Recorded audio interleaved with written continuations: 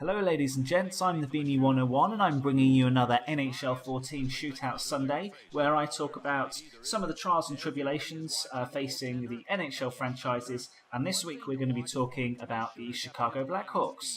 And probably not surprisingly, there's no such trials and tribulations that Chicago are facing at the moment. They've got a very well-run team. Although I would say that they're maybe struggling a little bit against the Minnesota Wild at the moment, who are another team that have done very, very well this season. But I'm going to focus my thoughts on Chicago. If you are liking the Shootout Sunday series, then please hit that like button and subscribe. I'm going to be going through all the NHL teams, and you can see all the teams that have gone before on my channel. But for Chicago, they have an excellent core, a really, really good, solid core of players. Starting with the forwards, they've got obviously Taves, Kane, Sharp, Hossa, which I suppose are the headline makers. And Patrick Sharp in particular has had an excellent season, a really, really good season. And I know that Chicago will without both Patrick Kane and Taves at times this year, but they've got enough depth in their side that they can cope. They've got a little bit of everything really in their forward lineup. Certainly their top six. They've got leadership, they've got speeds, they've got power.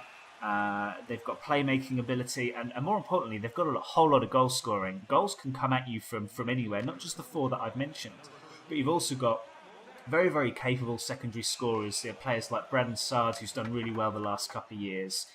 They've got Shaw and a few young players coming through the ranks as well, like Teravainen, Morin, and whilst their prospects aren't necessarily what I would deem as elite prospects, they're all really solid. They're a solid group. They're going to complement what Chicago have already very, very nicely.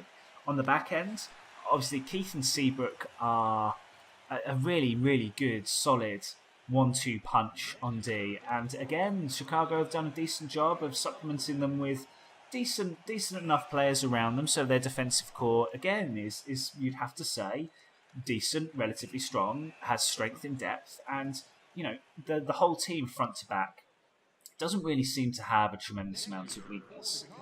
They've got Corey Crawford in net. I don't know, to me personally, and I'm sure there may be people around that will disagree with this, but I don't really see Corey Crawford as an elite goaltender.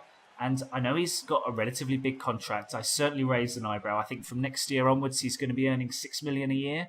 So, or at least that's what his cap hit's going to be. So, I think there are better goalies out there on that sort of money. And don't get me wrong, well done to Crawford for being tied up for that long, for, what's going to be obviously a very good franchise for many years to come, unless the wheels do fall off quite spectacularly. But, for $6 million a year, I don't know.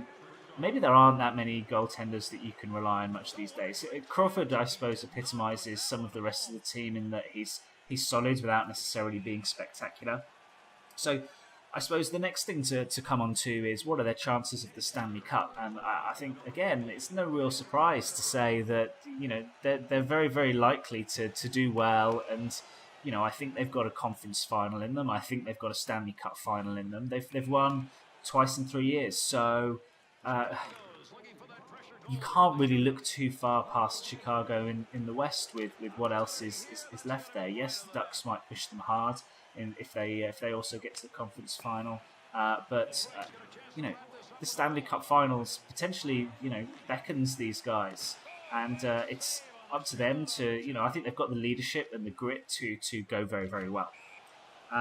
So what about the future? What does the future hold for Chicago? Well, I suppose the thing on my mind that Chicago needs to be very, very mindful of is the contract situation of their two best players in Taves and Kane.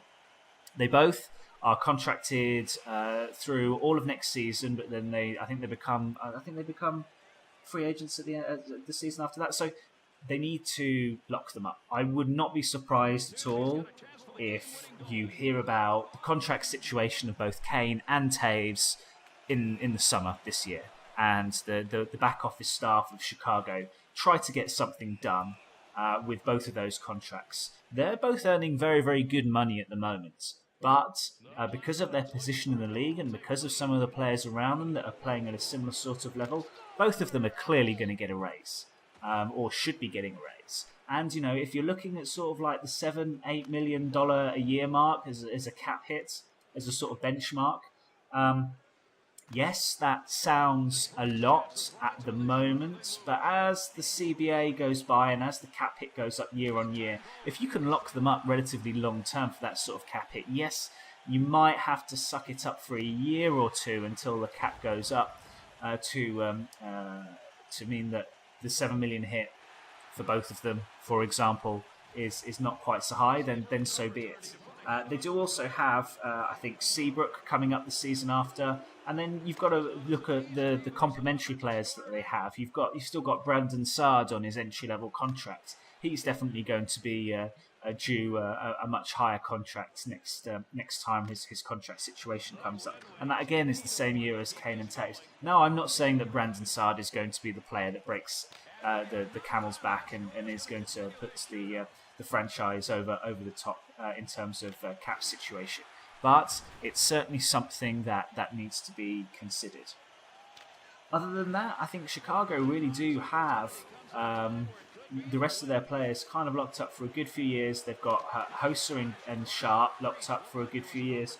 Crawford's locked into 2020, I think, and Duncan Keith's locked up till 2023. So all of the pieces are there.